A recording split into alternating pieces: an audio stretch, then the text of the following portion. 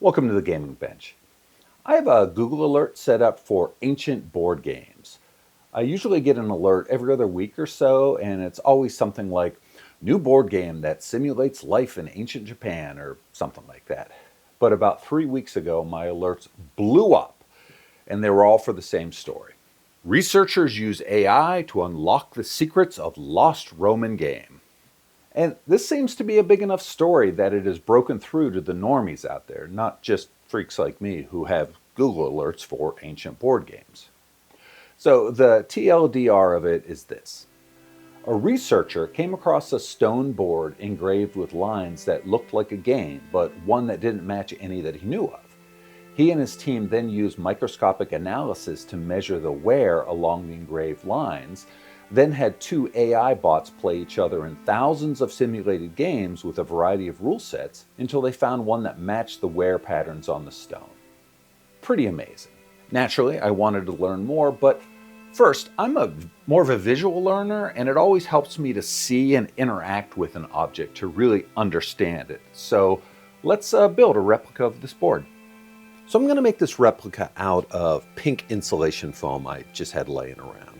So the first thing I did is mark the dimensions and then awkwardly cut the styrofoam with my pull saw.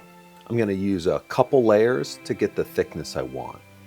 I needed to sand it flat before gluing the pieces together, just so I'd get a good bond between them. And I used white glue, just regular old white glue, to glue these together, and that was a big mistake because found out it didn't dry at all. I'm not sure what happened.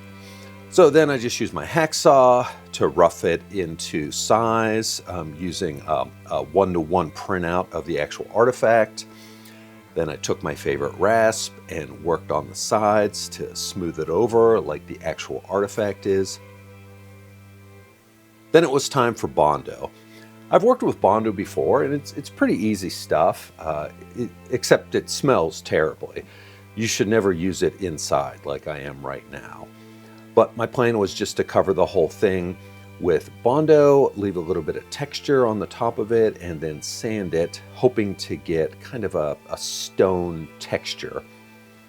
I wanted it to be a little heavier too, so I cut a length of iron pipe. Then I filled it full of sand, covered it with duct tape, and then tore out a section in the model where I could just jam the pipe inside. This is where I really noticed that the glue just didn't dry at all. So I put a cap back on it and then just slathered a bunch of bondo all over it. Started to sand it smooth. You can see I sanded through the bondo to the styrofoam in a couple places. I touched that up later with a little extra layer of bondo. Then it was just sketching out the lines of the game as they look on the actual artifact.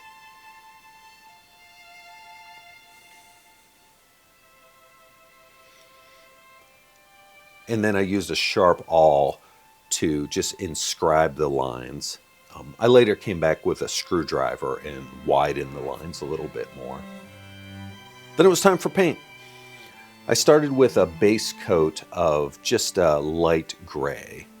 This is going to go into all the recesses and lower areas to give it some shadow.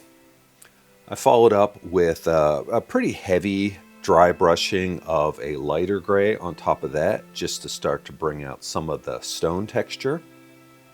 I followed that up with kind of a cream yellow-ish color.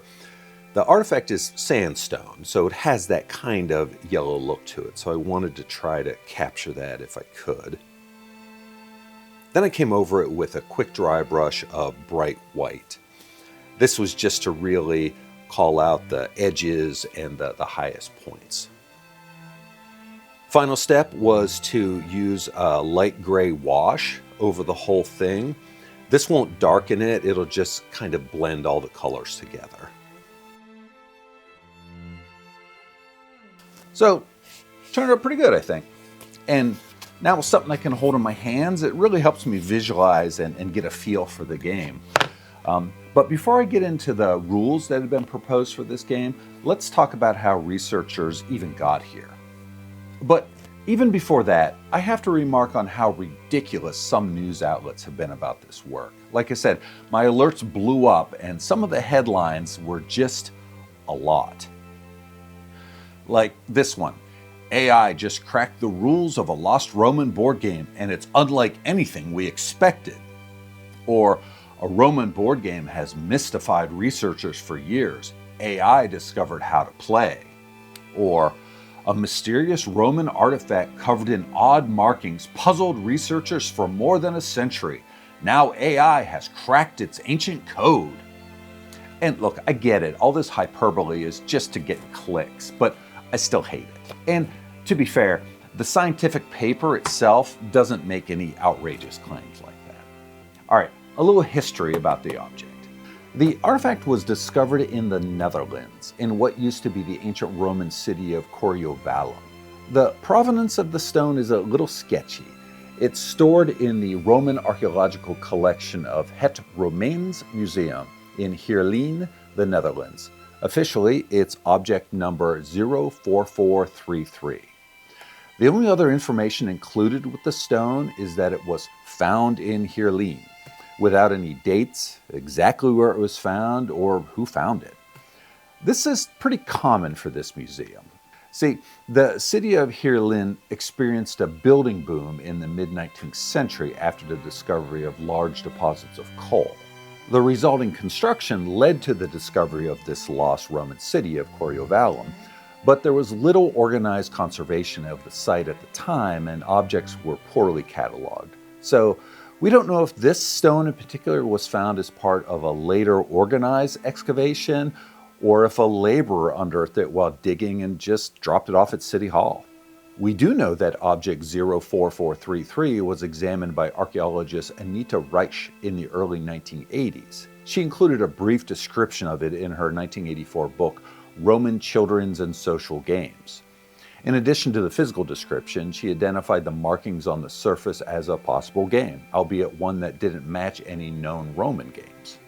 So the idea that this artifact mystified researchers is nonsense.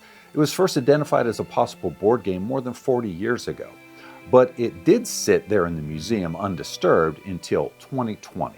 That's when Walter Christ, then a postdoc researcher, first saw the object while wandering through the museum. Like Reich decades before, he thought it could be a board game, but not one he had ever seen before. The focus of Christ's work is the heritage of play and games throughout the world, so he knows what he's talking about. So he got to work. First, he developed possible board configurations. The stone itself is damaged, so some of the markings on the left side are obscured, but there's no reason to think that the board layout isn't symmetrical. But even so, it's not perfectly symmetrical, as the carvings of the lines are rather crude. A big point of contention is if the lines that frame the game top and bottom are part of the game at all. The top line is connected to the others, but the bottom line is not. This could just be poor craftsmanship, or it's possible that those two lines were mistakes. Regardless, Chris developed 6 possible layouts for the board. Then he pulled in other experts and technology that wasn't previously available. Specifically, his team conducted a microscopic topography analysis so they could see the spots that were worn down on the stone that couldn't be seen by the naked eye. This is called use-wear analysis, and basically you're looking at where the surface of a hard object has been worn away from repeated use. This could be looking at the sharpness of tools, footpaths through a rugged area, or how a playing piece is repeatedly moved across a stone board. The paper goes into deep technical details about how they measured the wear using photogrammetry and photometric stereo techniques, and honestly, I understood very little of it. But the bottom line is that they discovered that there was considerable microscopic wear along the engraved lines. This wear extended past the sides of the narrow lines as if a round object had been repeatedly slid down the length of the line. Object 04433 is made of limestone, which is a 3 to 4 on the Mohs hardness scale. Glass, like the Romans typically used for playing pieces, is 5.5 to 6.5 on that scale. The higher the number, the harder the material, so it's completely plausible that glass pieces could wear away tiny bits of limestone over hundreds of plays. Now, here's the part that I think is really interesting. The team had an object they was pretty sure was a game. They had an idea of how the board was laid out, and they had an analysis that supported the idea that playing pieces were moved across the lines, but they didn't have any idea of the rules or even what type of game it could be.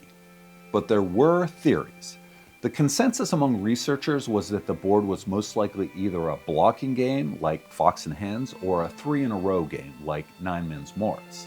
To figure out this last piece of the puzzle, the team turned to a program called Ludi. This is a general game system developed at Cambridge University to help people play, analyze, and design games. Among its many capabilities, it allows for AI-driven gameplay simulations. So, the researchers fed in the game layouts, had Ludi load in all the rules for comparable games played in Europe, and instructed it to align those rules to the game boards. Then they had two bots play head-to-head for 1,000 rounds for each combination of board and rule set. They flagged any outcomes that would result in the wear pattern found on the stone board. This is a really great use of AI, and this is where all those different news sites got the idea that AI unlocked the secrets of a forgotten game, but that's not really true, of course. In fact, after running those thousands of simulations, researchers were only able to narrow it down to 9 different configurations of board and moves. But all 9 of the games were asymmetrical blocking games, so that ruled out any alignment games like Nine Men's Morris. A typical blocking game, or a hunter and hunted game, is Fox and Hens. Players start with uneven sides. The Fox player usually gets only 1 or 2 pieces, and the Hens get up to 24. Victory is different for each player. The Foxes must eat all the Hens by jumping over them, and the Hens, who can't attack the Foxes at all, must position the Fox in such a way that they can no longer move. It seems this game, which researchers called Ludus Coriovalli, or the game from Coriovallum, is a similar blocking game. It's smaller and has fewer pieces, so it probably resulted in faster and maybe even more challenging gameplay. Eric Petit is a French scientist who was the AI expert on the research team. He specializes in using artificial intelligence to decipher the rules of ancient board games. During the research of Ludus Coriovalli, he discovered a problem. We used various AI-controlled players to test thousands of game variations on the Dutch stone. The game seemed to be designed for 2 players, but one AI kept winning over and over again, while the other player always lost. From this data, the researchers determined that the game most likely didn't have different victory conditions for each player like later blocking games do. Instead, it's hypothesized that each player took a turn being the attacking player and counted the number of turns it took to block their opponent. Then they switched sides. Whoever managed to block their opponent in the fewest moves was the winner. And finally, perhaps the most interesting part of this whole thing.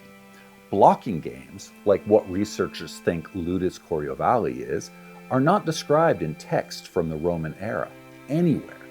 Plenty of other games are called out by name and movement by the Romans, but nothing like this. In fact, the rule sets that Ludi used for the simulations largely came from 19th and 20th century Scandinavian games. So that leaves us with 2 fascinating possibilities. Either the years of research and thousands of plays by AI are completely wrong, and we still have no idea how this game is played or if it even is a game. Or we now have an example of a blocking game from the late Roman period, meaning that this sort of game existed in the world centuries earlier than we previously thought. Okay, so how do you play? According to the rules put out by the researchers, the game begins with pieces on opposite sides of the board, like this. For this game, the blue pieces are the hunters, and the black pieces are the hunted. So the hunters go first. The rules are you can move a piece along any line to the next intersection and no further. Players take turns moving their pieces along these intersections. Pieces aren't allowed to jump over other pieces, and two pieces can't occupy the same point.